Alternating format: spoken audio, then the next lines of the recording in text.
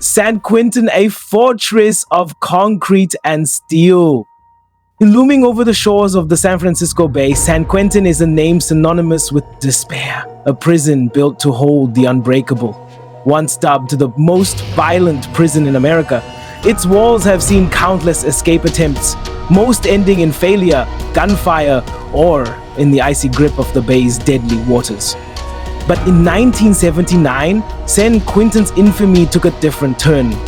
Not for its violence, but for an escape so daring, so ingenious, that it forever cemented itself as one of the greatest prison breaks in American history.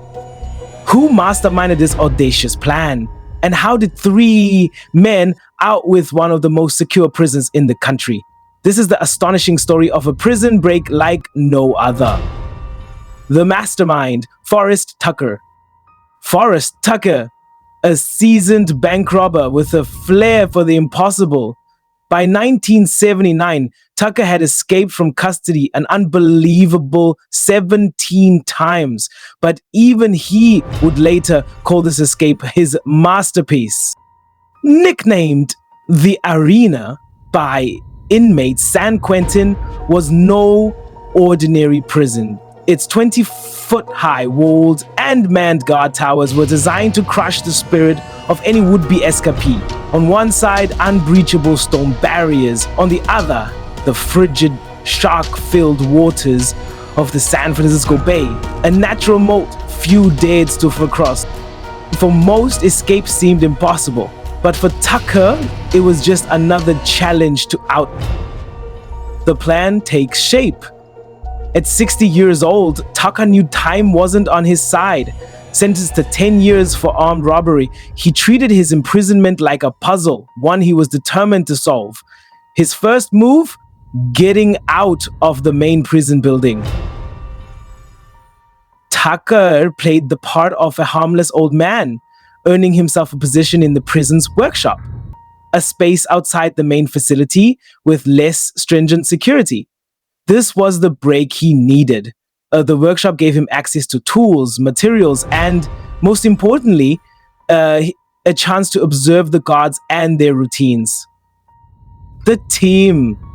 Waller McGurk. While scouting the area, Tucker encountered John Waller, an inmate known for his quick thinking and past escapes. Waller shades Tucker's yearning for freedom.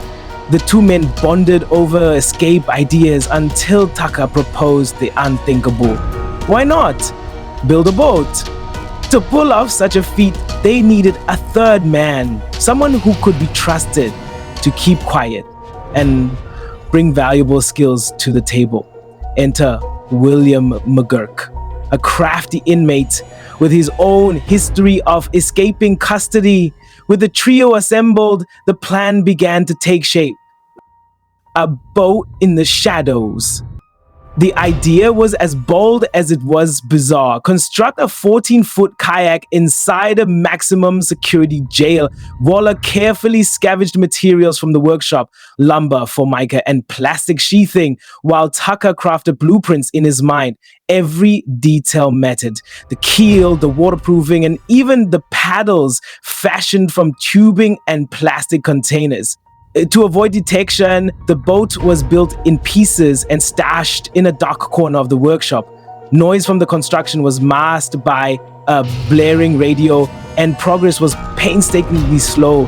As the days ticked by, the team worked with razor-thin margins for error.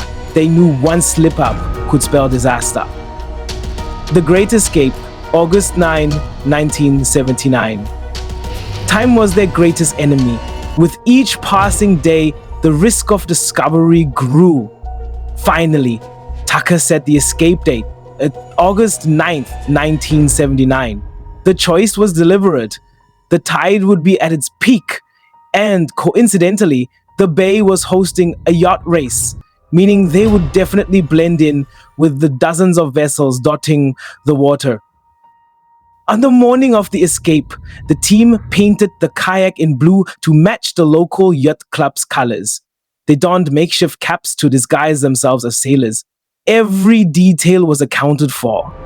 As night fell, they assembled the boat near the unmanned guard tower, for at a critical weak point in the prison's defenses. With adrenaline pumping, the three men launched their craft into the cold, dark waters of the bay. A daring journey. Forrest Tucker, John Waller, and William McGurk paddled into the unknown. The water was freezing, the current strong, and the makeshift boat creaked ominously, but it held together. They paddled furiously, staying low to avoid the searchlights from the guard towers.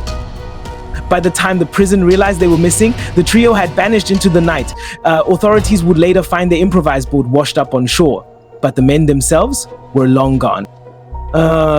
Legacy of the escape. The San Quentin break became a legend, not just for its audacity, but for its ingenuity. Forrest Tucker's masterpiece was a testament to human resilience and creativity in the face of impossible odds. It remains one of the most fascinating escapes in American history. A story of brains over brawn, courage over fear, and a relentless drive for freedom. Forrest Tucker was a man of ingenuity, a lifelong escape artist who turned necessity into opportunity. Now, in the twilight of his life and locked away in San Quentin, he was preparing for his most daring escape yet. He had spent years perfecting the art of patience, waiting for the right moment to strike. And that moment was near. Tucker had managed to position himself strategically, working near the prison's wharf, a place with fewer watchful eyes. It wasn't much, but it was a start. Observing his surroundings, he realized the wharf offered potential for freedom, though he knew he'd need help. Enter John Waller, a fellow inmate with a flair for escape and a history of running from the law. Known as the Rabbit, Waller quickly gravitated towards Tucker's cunning reputation. Together, they hatched a bold plan. Escape by water, but not by swimming. The currents were too strong. Instead, they would build a boat. It was an outrageous idea, the kind of plan Tucker thrived on. To pull it off, they enlisted another accomplice, William McIrvin, a seasoned escapee with a knack for timing. With their team assembled, they got to work. Using the prison's workshops as cover, they began gathering materials: lumber, formica, plastic sheeting, everything needed to construct a kayak capable of crossing the bay. The work was painstaking and risky. They built the boat piece by piece, concealing their progress from guards and other inmates. Tucker kept watch while Waller crafted the vessel using razor blades and stolen tools. Time was against them. They had only days to finish before the growing size of the boat made it impossible to hide. Meanwhile, McIrvin studied the tides, identifying August 9, 1979 as their best chance for escape. It was a high-risk day coinciding with the yacht club regatta that would fill the bay with spectators. But delaying wasn't an option. They decided to disguise their kayak in the club's colors and even made matching yacht club uniforms to blend in. On the day of the escape, the stakes couldn't have been higher. Guards with Shutukin orders patrolled the prison, and any misstep would mean certain failure. Or worse, in a stroke of luck, a delivery truck was left unattended near the workshop. Waller commandeered it, using the vehicle to shield the boat as they moved it to the water. Against all odds, they reached the bay and launched their handmade kayak. It was a precarious vessel, barely staying afloat under their combined weight. Waves crashed over the sides as they paddled furiously toward freedom. Their disguises held up, fooling a guard on shore, who simply asked if they were okay. McIrvin, quick on his feet, replied with a grin, "Everything's okay. My time mix is still running."